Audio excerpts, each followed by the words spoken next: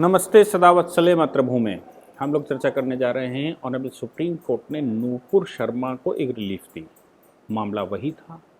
एफआईआरें भी वही थी, सिचुएशन भी वही थी और मज़े की बात यह है कि बेंच भी वही थी। बेंच भी वही होने के से तात्पर्य ये है कि ऑनरेबल चीफ जस्टिस सदैव ये ध्यान रखते हैं कि जिन मामलों में किसी बेंच ने कोई स्टैंडिंग ऑर्डर ले लिया है या कोई ऐसा स्टेप ले लिया है जिसकी वजह से उस बेंच की अब साख सामने खड़ी हुई है,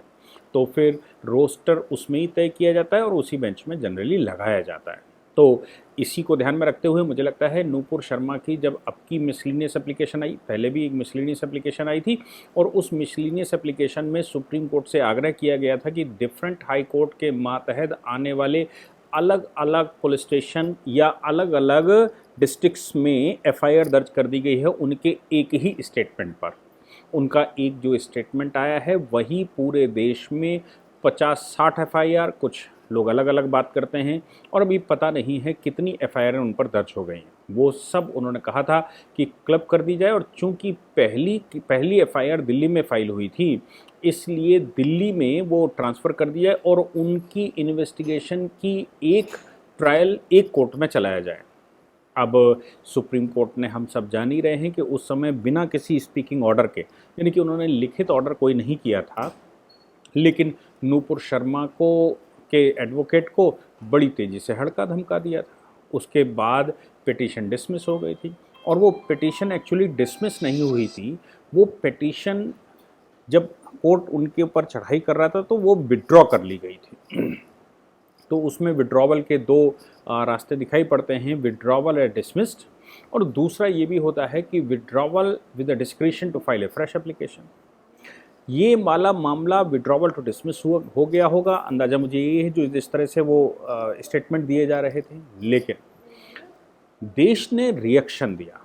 पूरे देश में इस बात पर रिएक्शन हुआ, लीगल फैटर्निटीज़ ने रिएक्शन किया और लीगल फैटर्निटीज़ के रिएक्शन के आधार पर कुछ लोगों ने जो नूपुर शर्मा के बयान का विरोध कर रहे थे, देश में हंगामा कर रहे थे, उनके जो फॉलोवर्स या उनके जो परिचित लोग हैं या उनका जो पैरवी करने वाले लोग हैं, उन्होंने अटॉर्नी जनरल के पास एक आवेदन भी किया था और अटॉर्नी जनरल को ये आग्रह किया था कि अटॉर्नी जनरल महाभियोग वो उनके खिलाफ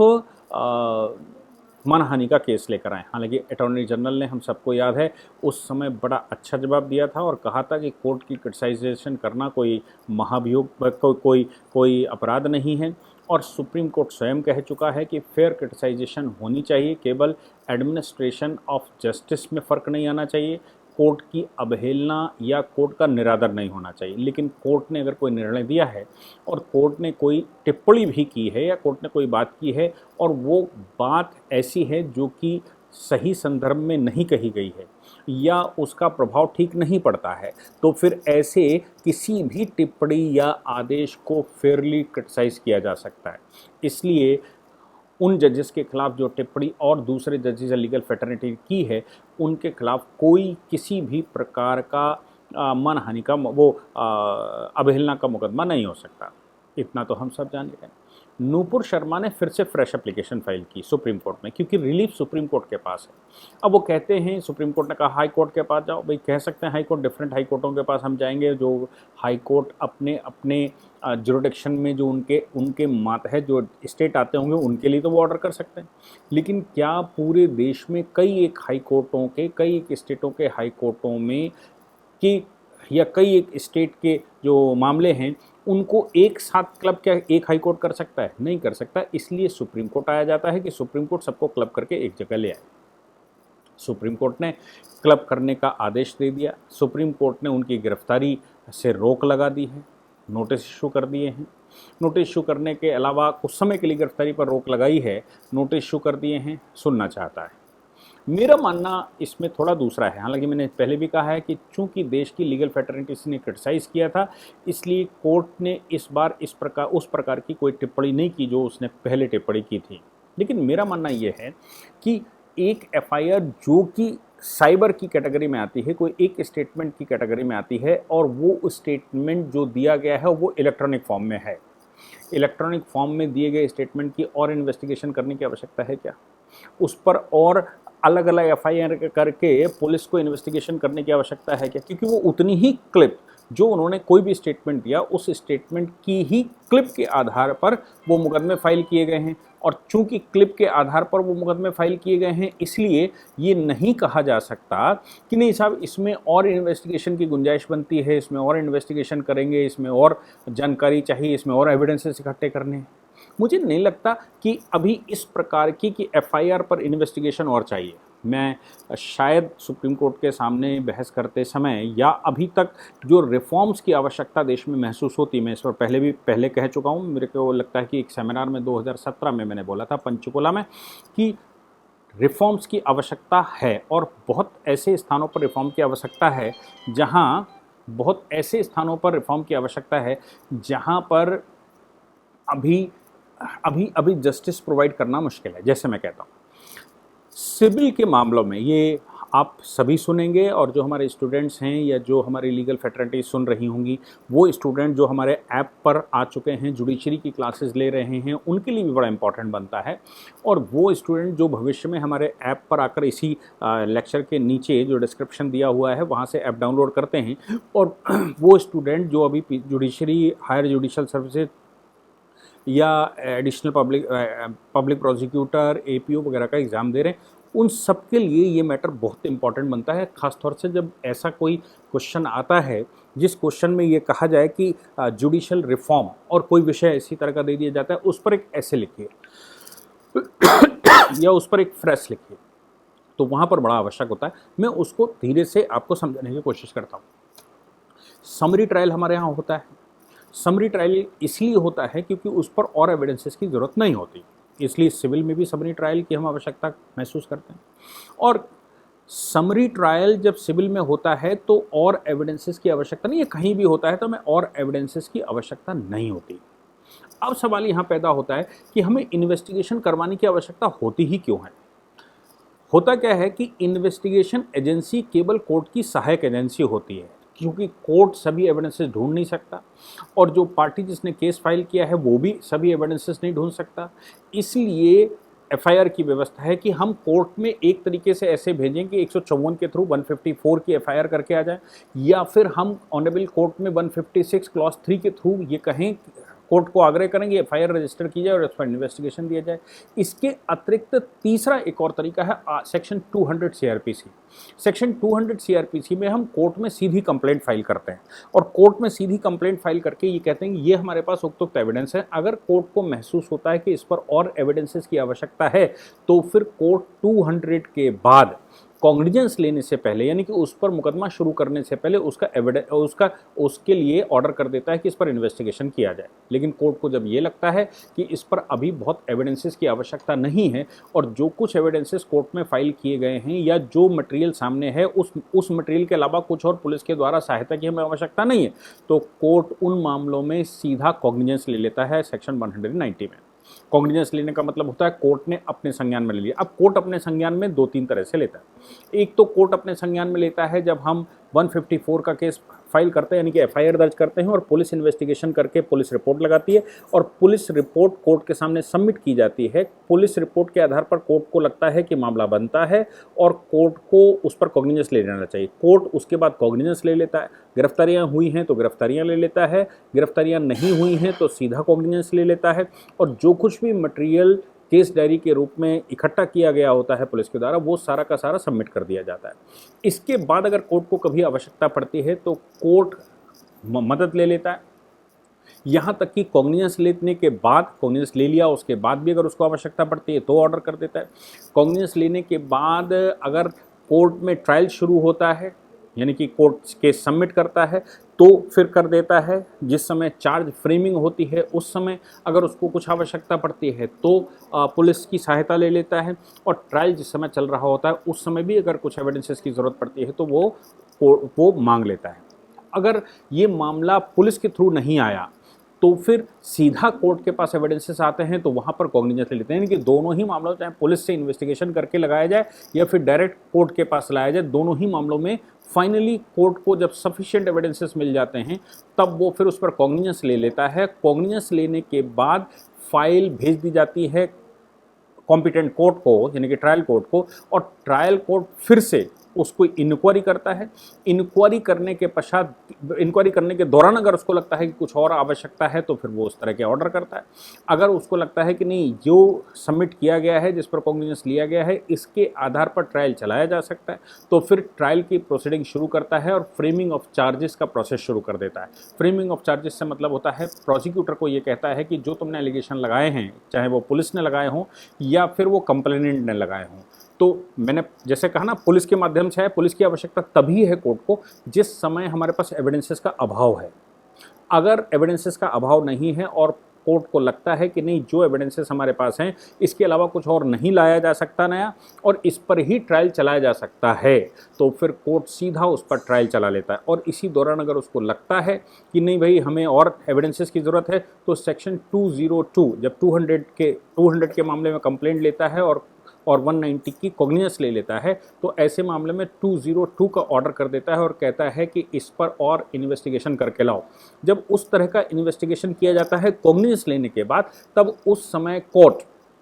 ये पुलिस को न गिरफ्तारी करने का राइट होता है और ना ही कंप्लेनेंट या एक्यूज्ड के खिलाफ कोई और एक्शन लेने का राइट होता है। ऐसा अगर वो कुछ भी करना चाहता है तो फिर उसको कोर्ट से आदेश लेना पड़ता है, तभी वो उस पर कोअर्सिव एक्शन ले सकता है। अदरवाइज इन्वेस्टिगेशन पूरी करके ला सकता है। मुझे लगता है कि जब हम सुप्रीम कोर्ट में SLP में आते हैं या मिसलेनियस एप्लीकेशन लेकर आते हैं या 482 हाई कोर्ट में जाते हैं, तो हम यही कहते हैं कि there is a lack of procedure, यानी कि यहाँ पर प्रोसीजर डिफाइंड नहीं है और ये रिलीफ हो सकती है, इस रिलीफ को माननीय न्यायालय हमको दे सकता है। इसीलिए हमने 482 में हाई कोर्ट को डिस्क्रिशनरी पावर दी है टू कंप्लीट द जस्टिस, और इसीलिए हमने 136 में ऑनरेबल सुप्रीम कोर्ट को ये पावर दी है कि वो फिलअप जस्टिस का कर सकता है जो गैप है। इसीलिए हमने हाई कोर्ट और सुप्रीम कोर्ट को कोर्ट ऑफ रिकॉर्ड माना है और इसीलिए हमने discretionary power court of lords कहा गया है, क्योंकि जो प्रोसीजर से खुद में कंप्लीटली बंधा हुआ नहीं है, वो प्रोसीजर में जो डिफेक्ट हैं उन डिफेक्टों को रिमूव करने का अधिकार रखता है और उसके आधार पर अगर उसको लगता है तो वो उस पर स्ट्रक्चर पास करके कानून भी बना सकता है जहां पर कानून की आवश्यकता है, जो मॉडिफिकेशन की आवश्यकता है। मेरे कहने का मतलब ये है कि जब सेक्शन 202 का प्रोसीजर है, भले ही वो FIR के थ्रू आया हो, कोर्ट चाहें तो उन्हीं FIRों की जो सबमिशन हुआ है तो honourable high court, honourable supreme court उसमें आदेश करके उनको एक साथ क्लब कर सकता है। क्लब करने के बाद उन FIRों के आधार पर सीधा कॉग्निजेंस लेने का अधिकार कॉग्निजेंस लेने का एक तरह से बहस करवा सकता है कि क्यों कॉग्निजेंस लिया जाए, जैसे 200 में किया जाता है। और उसके बाद भी अगर आवश्यकता होती है तो अभियुक्त को बिना गिरफ्तार किए, मतलब कोर्ट के आदेश के बिना गिरफ्तार करने के आदेश दिए हुए भी इन्वेस्टिगेशन कंप्लीट करवा सकता है अगर कुछ आवश्यकता रहती है तो। और इसके अतिरिक्त सब कुछ कोर्ट अपने हाथ में ले लेता है। कोर्ट सीधा कोई कोर्सिव एक्शन नहीं लेने देता है और ना ही राज्य सरकारों या पुलिस के हाथ में पूरी पावर जाने देता है। मैं यहाँ पर जो प्रोसीजरल लैप्स है, प्रोसीजर लैप्स ये है कि जब एक मामले में एक इलेक्ट्रॉनिक एविडेंस हमारे पास है और इलेक्ट्रॉनिक एविडेंस के अलावा कुछ और है नहीं और हमें कुछ और नया ढूंढना नहीं है, तो फिर माननीय न्यायालय इसमें सीधा FIR के आधार पर, जैसे कंप्लेंट होती है, उस FIR को कंप्लेंट में कन्वर्ट करने का आदेश हाई कोर्ट और सुप्रीम कोर्ट को देना चाहिए। और जब वो कंप्लेंट में कन्वर्ट हो जाए तो उस कंप्लेंट के आधार पर ही जिसने भी कंप्लेंट की है उसको न्यायालय में बुलाया जा सकता है और न्यायालय में बुलाकर उससे कहा जा सकता है कि तुम्हारे पास आधार क्या है कंप्लेंट का, और वो आधार जमा करवाने के बाद माननीय न्यायालय को अगर और आवश्यकता पड़ती है तो एविडेंस कलेक्ट करवाने के लिए पुलिस को कह सकता है और नहीं तो सीधा कॉग्निजेंस लेकर ट्रायल शुरू कर सकता है। जब नूपुर शर्मा का ऐसा मामला आया है जिसमें और एविडेंसेस कलेक्ट करने की आवश्यकता नहीं है, तो नूपुर शर्मा के मामले में honourable supreme court, honourable high court, जब हाई कोर्ट के अंदर का मामला होता, लेकिन चूंकि ये पैन इंडिया मामला है, कई एक हाई कोर्टों के तहत आने वाले डिस्ट्रिक्ट कोर्टों का मामला है या पुलिस स्टेशनों का मामला है, तो फिर सुप्रीम कोर्ट इसमें आर्टिकल 200 सेक्शन 200 CRPC की प्रोसीडिंग को जो लैप्स है वो लैप्स कंप्लीट करके आदेश मिसलिनियस कर सकता था कि इसको एक अदालत में ट्रांसफ़र कर दिया जाता है और उसी अदालत में सभी एफआईआर अटैच कर दी जाती हैं। नूपुर शर्मा के खिलाफ कोई भी कोर्सिव एक्शन लेने से रोका जाता है और अब जिस न्यायालय में ये ट्रायल चलेगा या जो न्यायालय इसका कॉग्निजेंस लेगा, उस न्यायालय में ही सब कुछ रहने वाला है। वो न्यायालय ही अगला आदेश नूपुर शर्मा के खिलाफ देगा और नूपुर शर्मा को फला फला कोर्ट में प्रेजेंट होना चाहिए। उनको प्रेजेंट होने का समय दे देते और अब वो न्यायालय जो कंप्लेनेंट हैं, जो एफआईआर जिन्होंने दर्ज करवाई है, उनको कंप्लेनेंट बना लेता और उनसे ये कहता कि आपके पास जो भी एविडेंसेस हैं वो मुझे सबमिट कर दीजिए। उन एविडेंसेस को सबमिट करवाने के बाद फिर अगर और एविडेंसेस की आवश्यकता है तो जिस न्यायालय में वो कॉग्निजेंस लेने का दिया हुआ है या जिसमें कंप्लेंट ट्रीट की गई है, वो न्यायालय और एविडेंसेस कलेक्शन करने के आदेश कर सकता था और सीधा नूपुर शर्मा को अपनी अदालत में बुलाकर चाहे उनको बेल देनी पड़ती, चाहे उनको उस समय कॉन्फिस्केट करना पड़ता, जो भी न्यायालय को करना है वो कर सकता था और उसके बाद नूपुर शर्मा को डिफेंस करने का अवसर दे सकता था। पब्लिक जो एप्लीकेंट हैं या जो इन्फॉर्मेंट हैं उनको भी अपनी बात रखने का अवसर दे सकता था। ये पुलिस और स्टेट के पूरी झंझट से बाहर निकाल कर इस केस को लाया जा सकता था। मैं फिर से कह रहा हूँ, इसमें कानूनन लिखित कोई चीज़ नहीं है, लेकिन ये लैप्स ऑफ प्रोसीडिंग है और जब प्रोसीडिंग कहीं से गैप होती है तो लैप्स करती है, तो उस प्रोसीडिंग को सही करने के लिए ही सुप्रीम कोर्ट को आर्टिकल 142 में पावर दे रखी है कि जहां पर इस तरह की प्रोसीडिंग लैप्स हो, वहां आर्टिकल 142 के तहत सुप्रीम कोर्ट उस प्रोसीडिंग को फुलफिल कर सकता है और नए आदेश पास कर सकता है और ये कह सकता है कि ऐसी ऐसी परिस्थितियों में ये भी किया जा सकता है जो कि सीआरपीसी में नहीं लिखा है। मुझे लगता है कि नूपुर शर्मा के मामले में जो प्रोसीडिंग जिस प्रकार से चली है, कोर्ट ने समय दिया है और कोर्ट ने कोर्सिव एक्शन लेने से मना किया है, कोर्ट के सामने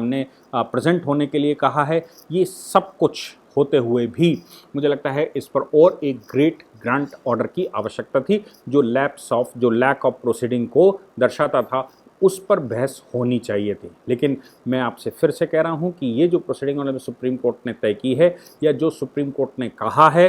या सुप्रीम कोर्ट ने सेम पिटीशन, सेम आरोप, सेम क्लिप, सेम सिचुएशन के अंदर पिछली बार रिजेक्ट करना और मना करना और इस बार उस पर इंतरिम रिलीफ देना, ये प्रभाव उस बात का है कि लीगल फेटर्निटीज ने आकर अपनी बात सामने रखी और सुप्रीम कोर्ट का फेयर क्रिटिसिज्म किया। चीफ जस्टिस की महानता ये है कि उन्होंने उसी कोर्ट में उसको भेजा और उस कोर्ट की महानता ये है कि उसने अपने पुराने जो उसने स्टेटमेंट दिया था, उस स्टेटमेंट के होते हुए भी अपनी भूल या जो उन्होंने पिछले में जो किया था उसको सही कर लिया है। मतलब वो ईगो पर ऑनरेबल कोर्ट ने नहीं लिया है। ऑनरेबल कोर्ट ने जो करना पहली ही प्रोसीडिंग में करना चाहिए था, वैसा ही कुछ इस प्रोसीडिंग में करके अपने आप को ये बताया है कि न्यायालय के सामने कोई ईगो नहीं होता, न्यायालय कहीं से ईगोइस्टिक नहीं हो सकता। न्याय की प्रक्रिया में अगर उससे कुछ गड़बड़ भी हो गई है या उससे कोई भूल हो गई है तो वो सहजता से उसको स्वीकार करता है और स्वीकार करते हुए प्रोसीडिंग को आगे बढ़ाता है और दिल से नहीं लेता। जय हिंद, जय भारत, वंदे मातरम।